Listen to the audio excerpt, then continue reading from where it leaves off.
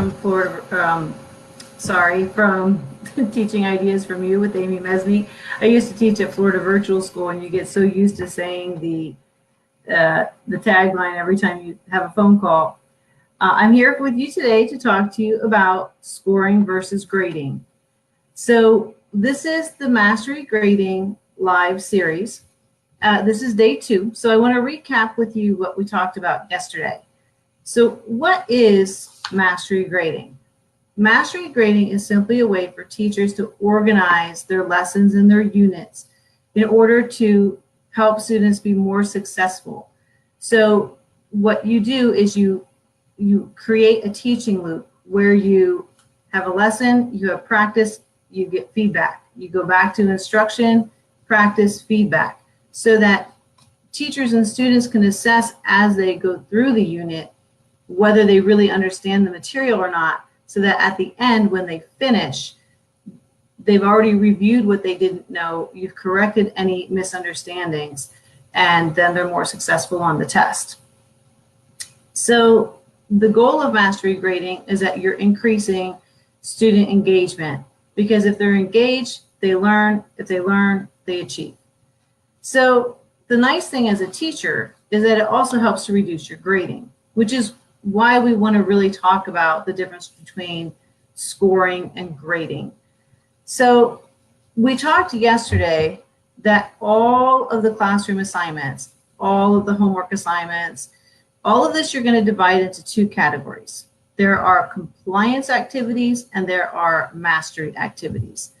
Compliance activities are all the things that you want students to do, because if they do them, they will be more successful in their learning. So I broke them down and I call them the 3 Ps. You have pay attention, practice, and participate.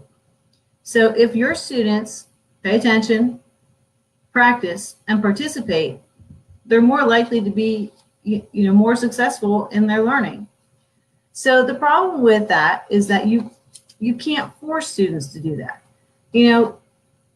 I know there's this idea, I think, that people think that you can just punish kids enough that eventually they'll do it. But in reality, you have to get kids to understand that if they do these compliance activities, it's going to benefit them. So instead of teaching them by punishing them, you're taking away recess, you're sending more work home, you're calling home, what you want to do is you want to lead them to see that by doing these 3 Ps, they'll actually achieve and be successful. Because the reason a lot of students don't do these things is because they're afraid to fail. Now, I mean, that's not every student, but a lot of your students have either not been successful in the past, or they're afraid to take a chance in case they aren't successful, because then they're going to look dumb, or they're just shy and they're not risk takers and they don't want to do it unless they can do it perfect. So you want to alleviate all this. You want to set up the classroom to be that students take risks, students understand that it's okay to be wrong, that you have to figure out what you don't know so that you can be successful.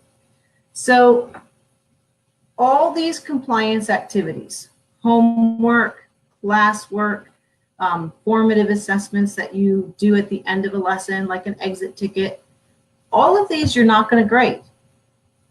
Now, I know you're thinking, I'm not going to grade any of it. Consider the example I gave yesterday.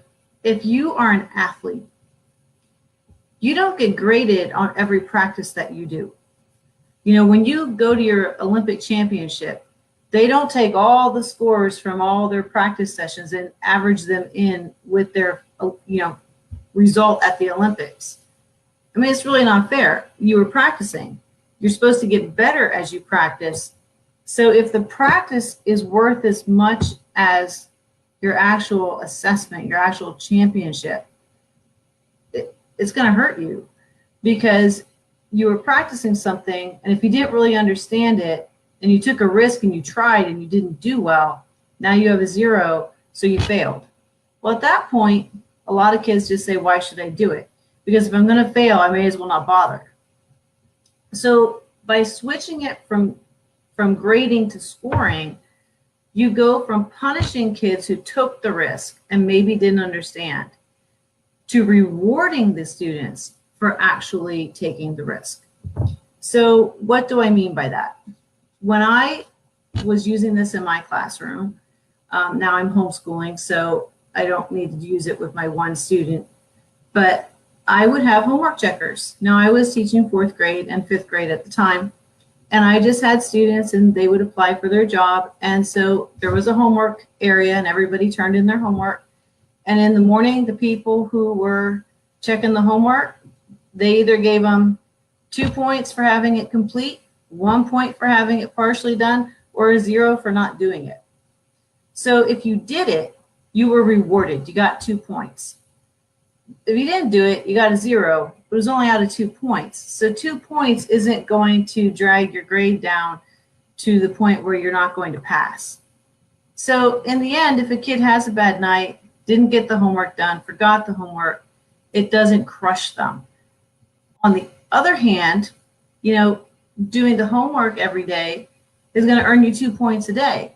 Now, that's not going to be enough to get you an A if you're not successful on the tests and the projects and things like that, but it's still going to help your grade. And in the end, what you're trying to do is at the end of a unit, you're trying to show the students, well, hey, look, you did all these practices, and now let's look at the score that you got. And it really doesn't take long if you get a lot of kids to buy into this for the ones that are still not convinced to go, well, hey, they're doing the work and they're actually doing better than I am. Some kids it takes longer than others. So, my brother uses this system in his classroom too, and we talked about it. We've both used 2 different ways to score. A check or an X. So, really like you have it or you don't have it. I prefer the system with 3 marks because sometimes kids get half of it done, and I don't want to give them a 0 for having half. I want to give them at least something. So I use a 2, a 1, and a 0. You could use like a check, a slash, and an X. There's different ways you can do it. But the goal for scoring is that it's fast, that the kids know what they're getting. My brother teaches high school, so he just walks around and has the kids tell him what their scores are, what the score they got, and he just marks it down on a clipboard. When you're doing it fast, you want the kids to be assessing it. So let's say you do an exit ticket and you go over the exit ticket. You want kids to be grading it themselves, because if you collect that exit ticket up, one, you've got to slug it home and grade it. Then you've got to pass it back. It puts a lot of pressure on you to get it done always for the next day. And if you don't, then how do the kids know if they understood the material or not? How do you know if they're ready to move on? You want to take that away from you, and you need to get the kids to be doing that. They need to say, oh, wow, look, I thought I understood that, but I really didn't. And then you want them to, during this feedback time period, to be asking you what they didn't understand. So the scoring itself is not meant to be a big time thing. You don't collect it up to score it. You simply walk around and do it. Like with the homework, I just had kids do it in the morning, and it took 5 minutes or so, and they would just check it off. So scoring is going to help you out in the long run, because you're not going to be slugging a lot of grading home that really should be practice work and that kids should be evaluating on their own. So what do you grade? Where do you get your grades? You grade your summative assessments. So you might grade tests, you might grade projects, you might grade essays. So the grading is for any activity that is used to determine the student's mastery level. Our goal is for students to master the standards. We all have standards that we're supposed to be teaching. That's the goal for kids, to get there so that they are mastering this level to go to the next level. So a test should be determining if the kids mastered that material or not. An essay should be geared toward those objectives as well. Those are the things you want to grade. Now, my brother and I also have, talked a little shop over this too. And there's a couple things with grading that are really, really important. One, students should know ahead of time what is the goal, what is the objective they're trying to reach, what do they need to do to show mastery. You can't work towards something if you don't know what the goal is. So you need a grading scale, a rubric, something. Whenever I start an essay or a project with students, we always go over the requirements and the rubric before we start. Kids need to know what the end goal is. So that's one of the important things with grading. Another thing, and some people might disagree with us on this, but my brother and I both said, if the assessment is meant to show the student's mastery level, it shouldn't be done over and over again. You need to take that test, take that project and say, okay, for these standards, this student's mastery level was X. It's a one and done deal. If they've been doing the instructional loop of instruction, practice, feedback, they should be ready for the test when you get there, because along the way, they should be asking the questions that they didn't understand. So you're correcting misunderstandings, you're catching those problems along the way. And then if at the end, students know that they can just retake it, then there's less incentive for them to do their best. So grading should be one and done. It should have a very clear objective. Students should know how they're going to be scored. So that is the big thing with grading. So let me give you an example. Okay, so I printed out a unit that I would use with my students. So when I was 4th and 5th grade, we did Greek and Latin roots. So I created units that I would use. And so at the beginning of the week, we would use the interactive notebook piece. They would have to write down their definitions. What do these words mean? So it was a combination of a root study and a vocabulary test, okay? So this would be a scored activity. Did they participate? Did they complete their notes? 2 points out of 2. If they don't get it done, they need to get it done. But if they didn't participate that day, they only did part of it, it's a 1. I'm not going to come back and change your score. I'm going to base it based on what you just finished, okay? Then the next day, they would have to do some sort of writing activity with the words. So I had a variety of things. They would put it in their journal. Again, I don't collect it up. I walk around. Have they done it? I might read a little bit. We might take 5-10 minutes to share their examples to make sure that they're using the words correctly, or I might have them partner share or in a small group share. Same thing, walk around, write their scores down, done. So practice 1 is a score. Practice 2 is a score. Day 3, I would always use some sort of, like for this unit, for this first one, it was a match game. So I would have these cut out and I would give them to groups and they would play match. I'd walk around and listen to them as they were working and see who was participating and paying attention, score. So far this week, they've gotten 3 scores that I'm going to put in my grade book. So these are all simple scores. These are all things that I would do out of 2 points. Now the 4th day, we've already been practicing these words all week. By the 4th day, I would give them a formative assessment that's a little longer. And this is something where, depending on your grade level, you might have kids score it. You might want to collect it up if they're younger students. I used to have the kids score their own and then turn them in. My brother says for these types of things with his high schoolers, he'll just walk around and have the kids tell them their score. And, he said people have asked him, well, how do you know they're not cheating? Well, if they're telling you they've got perfect scores the whole time and then they fail the test, it's going to be pretty obvious that they really didn't have perfect scores throughout. So for this one, this was just a match the word to a synonym. So again, for this one, it's 10 questions. I would probably take this out of 10 points or 20 points, just depending on what I had decided to do. So this would be worth more points because it's not a summative assessment, but because we've already practiced a number of days and this takes more effort, more time, and I want to see where they are, I'm going to make it worth a little more.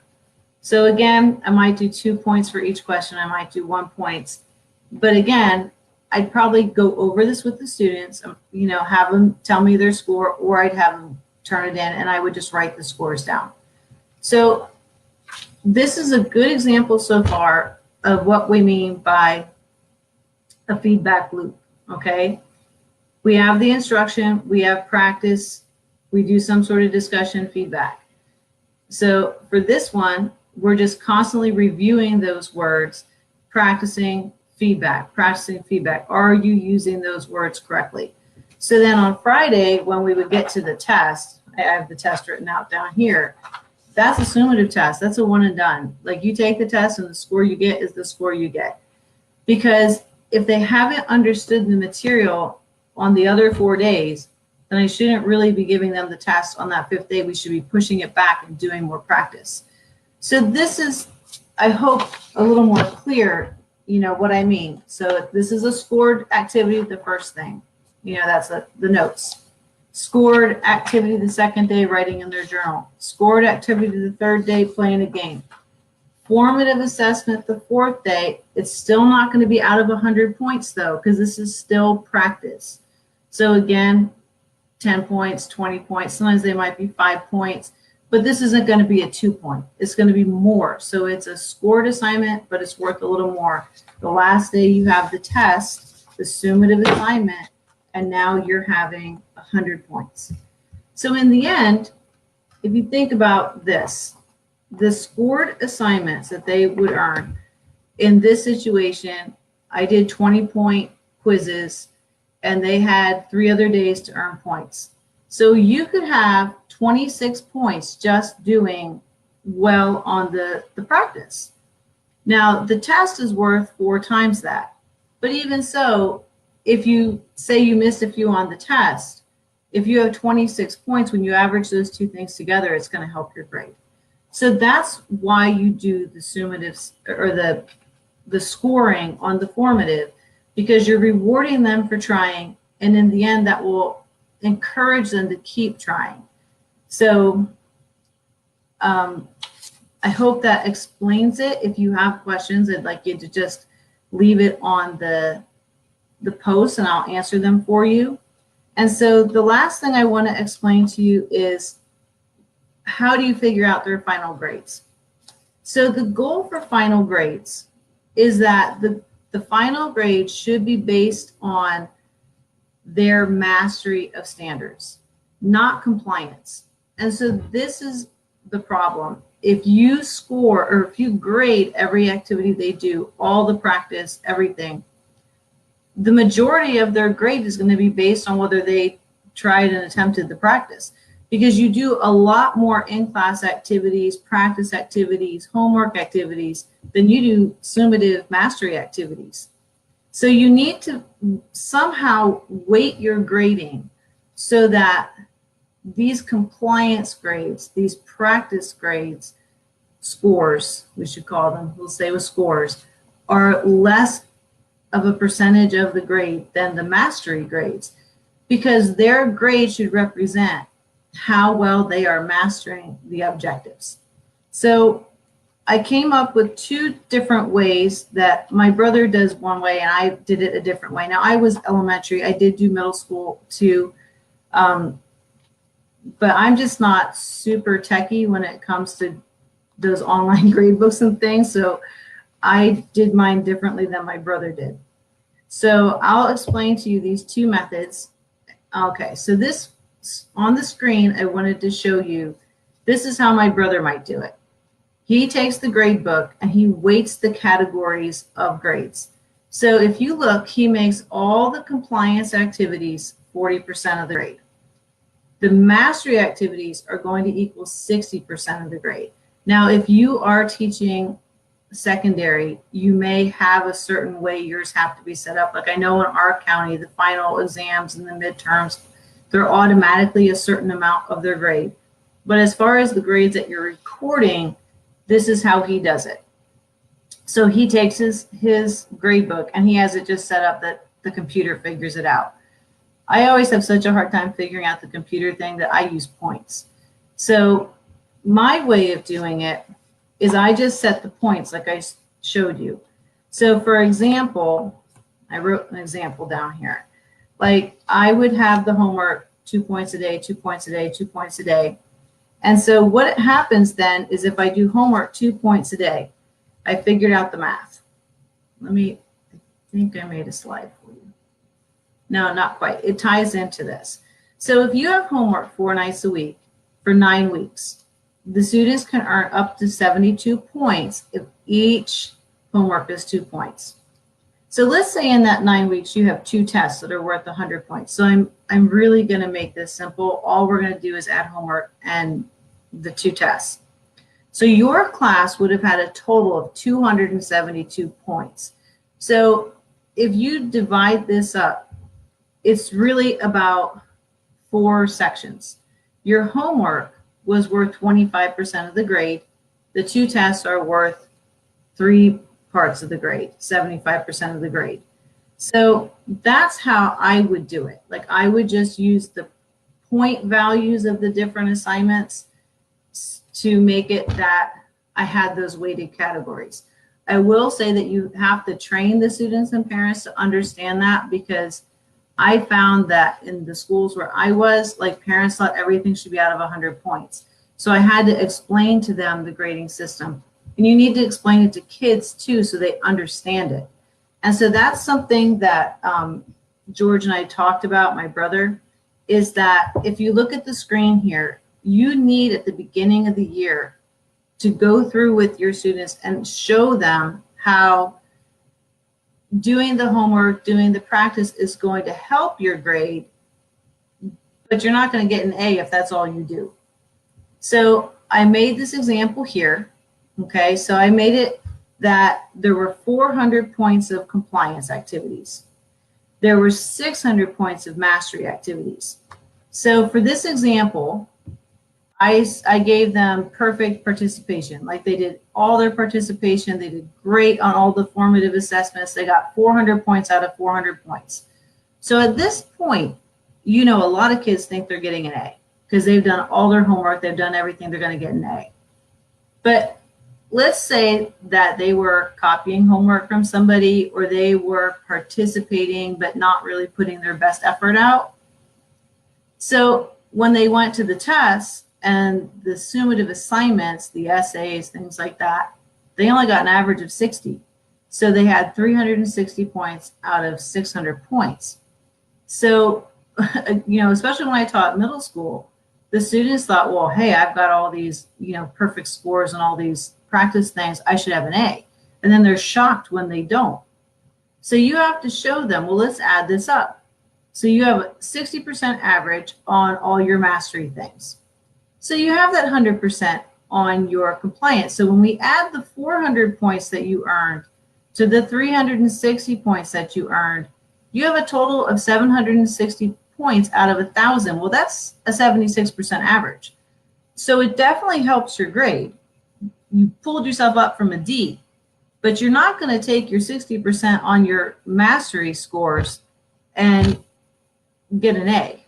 It's just not going to happen. And so you have to work through that with students. Depending on what grade you're at, you want to have simple examples. With middle school, I would run through 2 or 3 scenarios so they could see it.